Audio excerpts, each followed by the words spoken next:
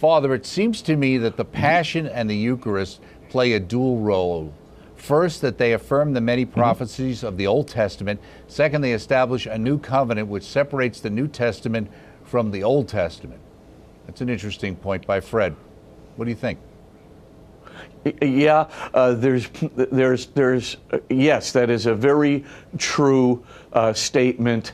But of course, it's the incarnation of Jesus, in point of fact, that separates the New Testament from the Old Testament, not just the Passion and the Eucharist. Passion and the Eucharist is a culminating event, and so is the resurrection and the gift of the Spirit, all of those things. But the incarnation is really, that's the point at which Mary, remember, in the Annunciation, receives, the word of the angel, and she conceives Jesus at that point. That is the point of a demarcation between Old and New Testament.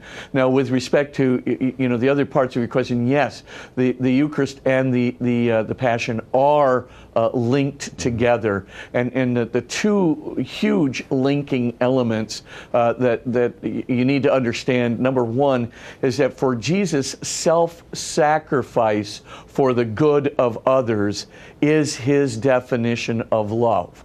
So the idea of gift of self, sacrificing of oneself, becoming, as it were, a sacrificial offering for the sake of others is the highest manifestation of love that there is. So it's unconditional love come into the world. It's unrestricted, infinite love coming into the world. If you presume that Jesus is God, which I do, Jesus is the Son of God, which I do, in the sense that we talked about last week, right? Then you will, for all intents and purposes, see, that sense that the Son, the unrestricted Son of God, right?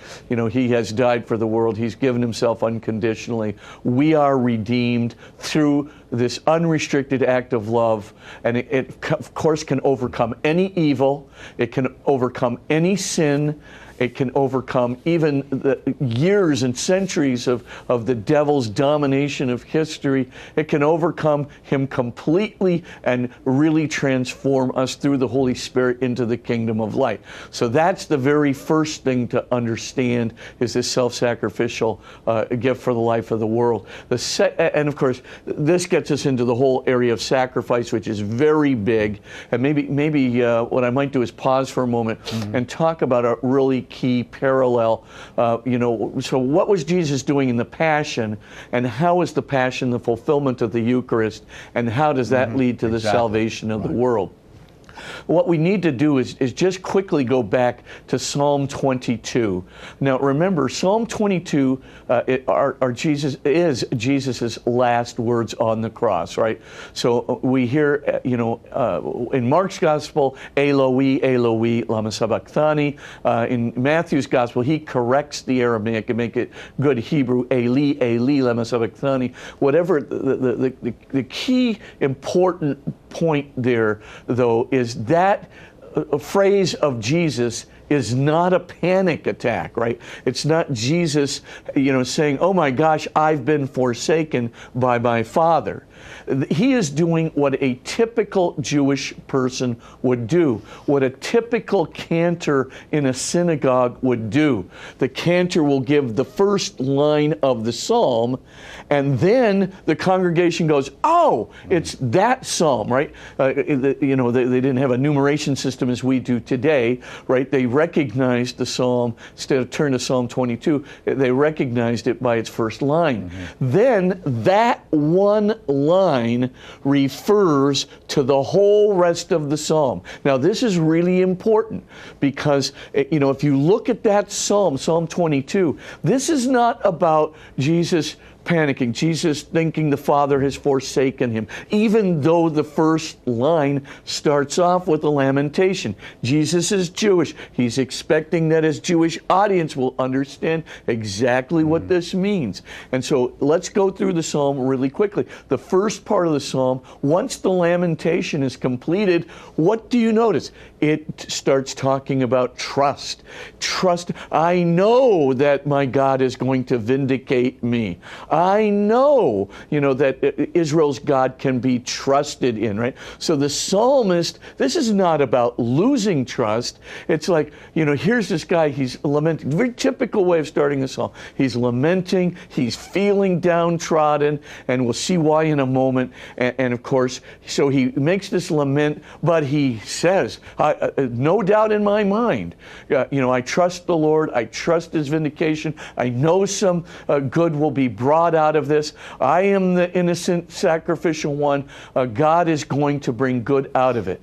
That's the first part of that psalm. Mm-hmm. It's not about forsaking. Then look at the second part of this psalm. This psalm, I think this is really a pre-Davidic psalm, and I have a lot of reasons for thinking that because of the bulls of Bashan and other kinds of images that don't make any sense in a post-Davidic setting.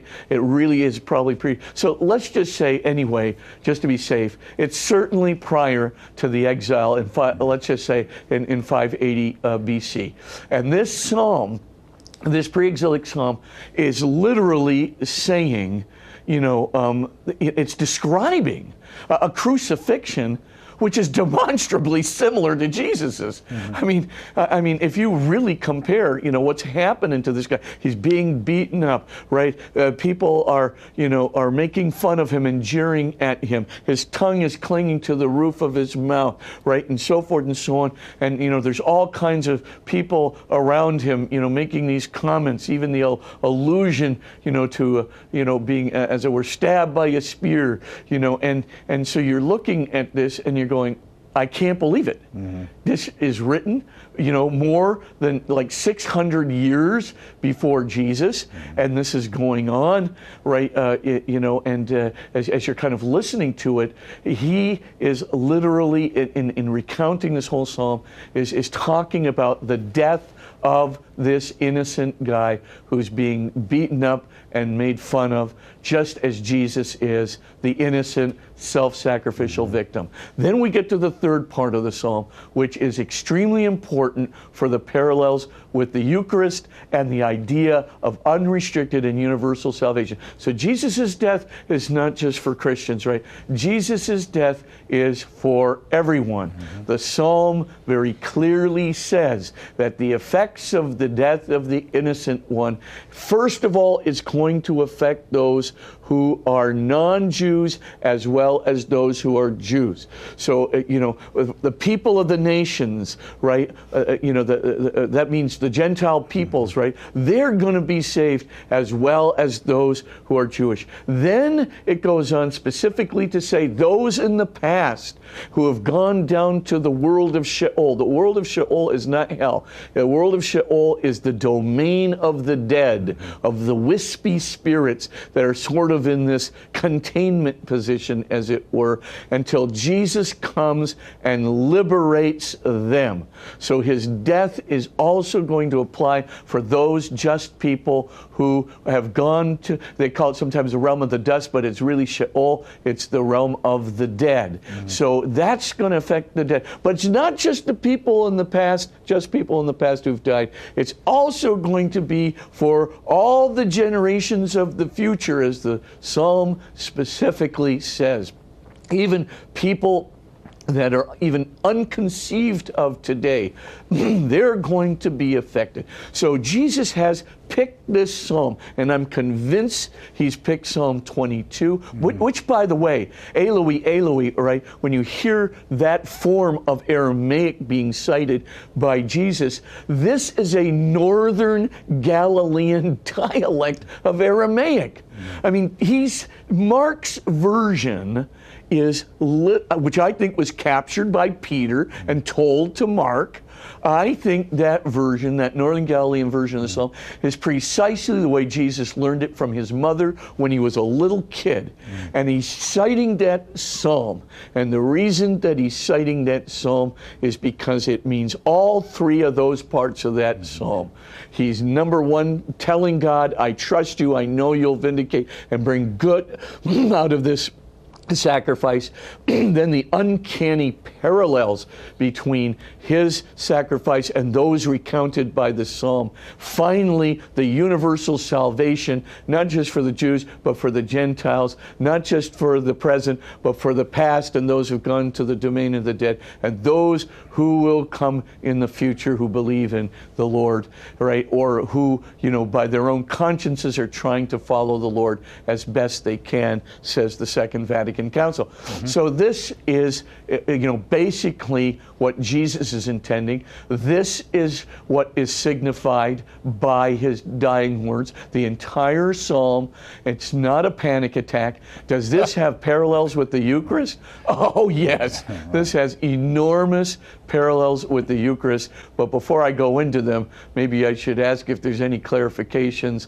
or just launch, because we'll turn the whole audience's ear into hamburger here, because there's so much good material. Well, we can just use your opening line and everybody will know what you meant from now on. That's what we'll kind of work it like the Psalms thing. We'll all understand. In a sense, it's kind of like the way somebody hears a line from a television program or a line from a song or something, where by throwing that line out there, people get the overall meaning of what everything means. It's not obvious to someone who's not familiar with that particular culture. Sure. Oh yeah, I mean, if you didn't know that culture, and you didn't know their religious expression, and you didn't know that Psalm 22 began that way, you'd probably be very clueless, think that Jesus was having a panic attack, which he wasn't. Right. Just the opposite.